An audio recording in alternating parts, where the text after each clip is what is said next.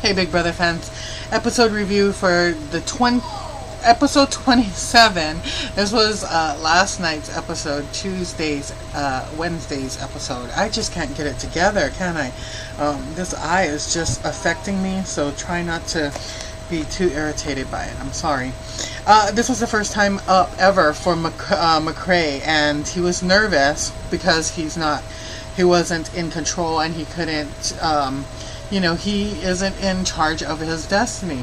Well, hello, for the first time ever, I enjoyed it. I have to say, I enjoyed him being on the block. Amanda was still trying to control the nominations, trying to say if Aaron, wins the veto, blah, blah, blah, so Amanda was still, even though she knew she couldn't get anywhere with Alyssa, she continued to try. And that's one thing about Amanda, she's persistent. Even though she knows she's not going to get anywhere, she's going to continue to try because she continues to think that she can get into people's heads. And a lot of times she does. She was pushing the agenda to change her mind, backdooring her, by stating, oh, do this, do that, But Alyssa asked Aaron to work with her, finally, so that they could win the veto, she could come down, and that Amanda could be backdoored. And I was thinking, why don't these people think this way? Because I guess they get so stuck in their ways and so stuck in the alliances that they're with that they don't tend to, think ahead. It's like, I'm getting through this week. I'm not gonna, I'm not gonna be put up. I'm safe. Da da da da da. And they don't look long term into this. That, hey, wait a second, this couple is a showman's, and if I'm in a final 3 with them and I don't win that final HOH, I'm out. After all of this, after working with them and doing their dirty work, I'm out. So it was refreshing that Alyssa was finally able to talk, get Gina Marie to have Aaron come up to her and work this way. Unfortunately, as we know, by the end of this episode, things didn't go as planned. Because when they were pulling the names for the veto, Alyssa pulled Amanda's name and McCrae pulled Gina Marie's, and then interestingly, Aaron got the house guest choice, and she chose Judd, which pissed Amanda off. Why didn't you ask Andy? And she was like, hello, because Andy would either pull down McCrae and not me. How would that serve me? You can't be mad at me for looking out for my best interest. And seriously, Amanda was for real. She was for real. She was like, she just thinks that all of these people are gonna do everything that she wants them to do, and that they're not smart enough to see that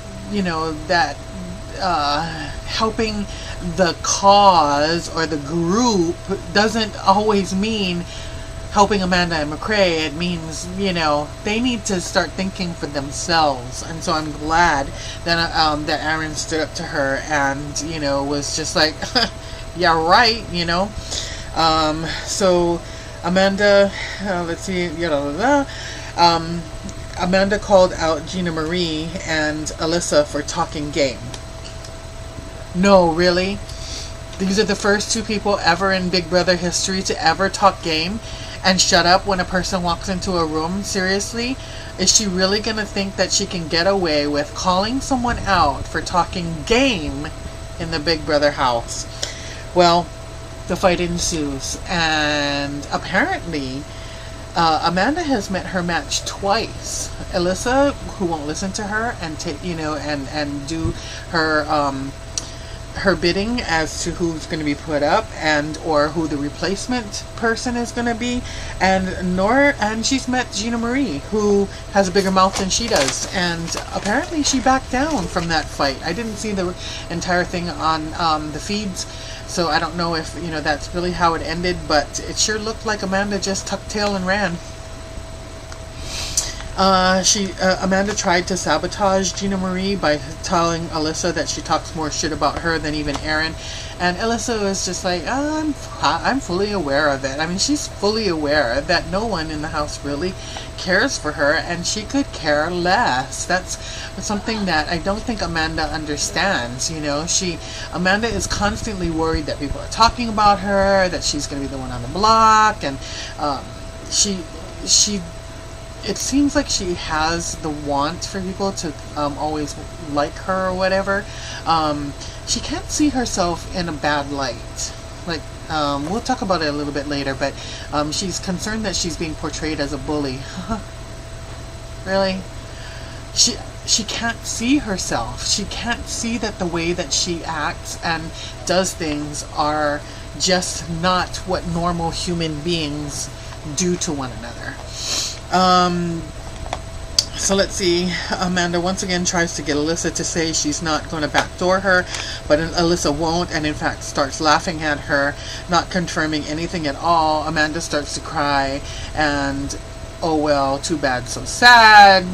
Here's my tiny little violin playing for you. Zingbot showed up, and I don't know, I just didn't think that the zings were delivered in such a way that I don't know. I don't know if it's just me, but it was almost hard to understand the Zingbot this year, and the zings, the delivery just wasn't, comedic to me. So I kind of like, I didn't even laugh, unfortunately. That he zinged Gina Marie about her fatal attraction with Nick. He zinged Andy about being a floater. He zinged Aaron about being a mean girl. He zinged Amanda that she's gonna mail herself to Minnesota using a giant tramp stamp. He zinged Alyssa, telling her that she's a cheap imitation of her sister. And I believe he zinged McCrae that, he was always wearing shorts because Amanda wears the pants. Ha ha ha. I didn't hear one for Spencer, but apparently Spencer, okay, I heard earlier Spencer said, I hope when the Zingbot comes in, he doesn't say anything about my weight. He's really concerned about, how, he's not the most fit person and blah, blah, blah, and he just didn't want to be teased about his weight. And apparently, I guess, I don't know if they showed it or not, because I didn't catch it, but like I said, I had a hard time hearing some of them, but someone said something that he said about a food cart or whatever, and said, that didn't sound like they were teasing you about your weight, Spencer. I think that was Gina Marie. Gina Marie is a very sweet, kind person, so I think that she just, didn't want him to have hurt feelings. Anyway, we go out to the competition, and the baby Zingbot made 1 year old. So it was kind of more or less an endurance type or a physical type of competition where they had to pace the rolling of the ball to win the veto. And it's been done in past seasons where it's like slow and steady won the race. Like you have to have a perfect pace, and not doing it so fast that you're winding yourself, but not doing it so slow that it falls back and then it falls on the ground before you can run back to get it, kind of deal. Anyway, Amanda won, and Gina Marie was right behind her, like minutes, just seconds behind her, really. And if she hadn't dropped it at 100 and some odd, she would have definitely have won. So that was a note that Gina Marie should take. Just be slow and steady, and don't be too crazy.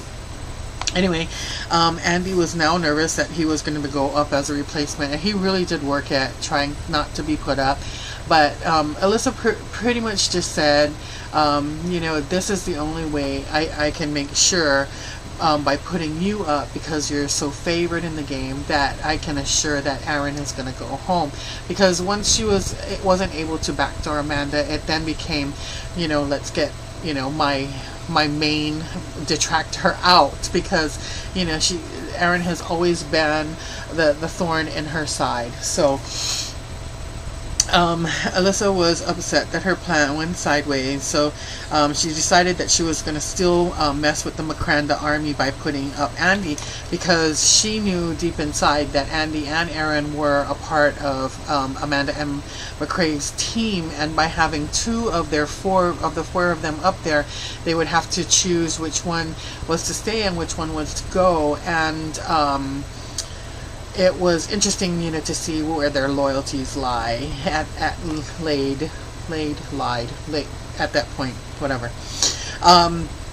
Amanda then turned into a raving lunatic and was going after Alyssa joked about throwing the POV to Amanda. I mean, it was like a mild joke, come on, haha, rib, but unfortunately it was a sore spot with Amanda, and so that kind of backfired. And so Amanda said, my plan is going to be that I'm going to be so obnoxious to Alyssa, Andy, you go up later and you console her so that she won't put you up. Well, of course, Andy, being the douchebag that he is, followed through with that plan. I mean, he did feel bad. You could see them outside. They stayed far, far away, because they didn't want any part of that.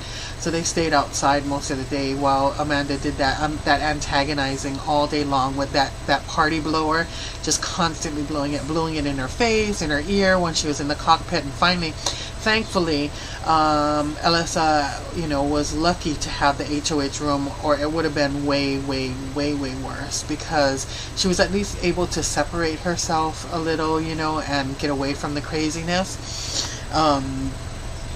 Let's see.